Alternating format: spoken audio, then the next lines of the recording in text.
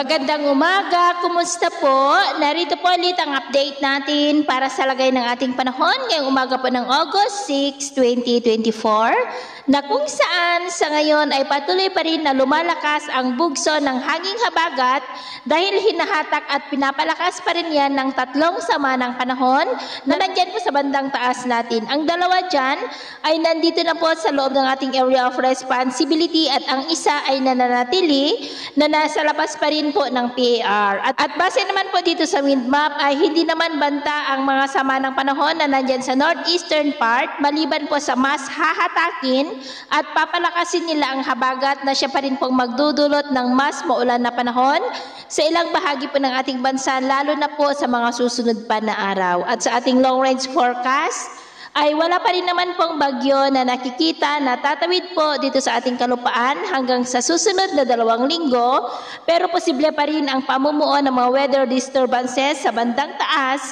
na patuloy po na magpapalakas at hahatak ng habagat. Samantala po ang La Nina ay nagbabanta na magsimula ngayong Agosto o hanggang Oktubre at magtatapos yan by early 2025 na magdudulot ng mas maulan na panahon. At sa lagay po ng ating panahon, ngayong madaling araw ay maayos pa rin ang panahon sa malaking bahagi ng ating bansa pero dahil sa habagat ay may mga isolated rain sa ilang bahagi ng Batanes, Babuyan Islands, Tarlac, Zambales, Bataan,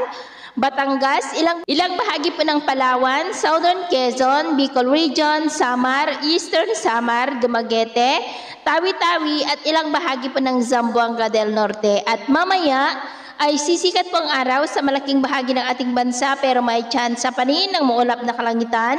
with isolated rains dyan po sa may extreme northern Luzon Islands, ilang bahagi ng Central Luzon, Metro Manila, Cavite, Batangas, Southern Quezon, Bicol, Occidental Mindoro at northern part ng Palawan. At mamayang hapon, mas maraming lugar muli ang makakaranas ng mas maulap na kalangitan na mas mataas ang tsansa ng mga isolated rains, lalo na po dito sa malaking bahagi ng Luzon, ilang bahagi ng Panay Island at ilang bahagi lamang po ng Mindanao. Kaya kung lalabas tayo sa ating mga tahanan,